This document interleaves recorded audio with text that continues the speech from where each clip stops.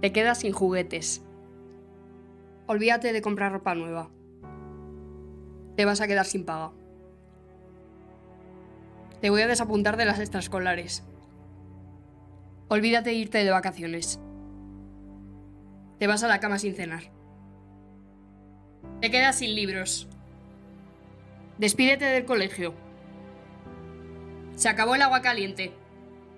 Y la electricidad también. Dile adiós a tu casa.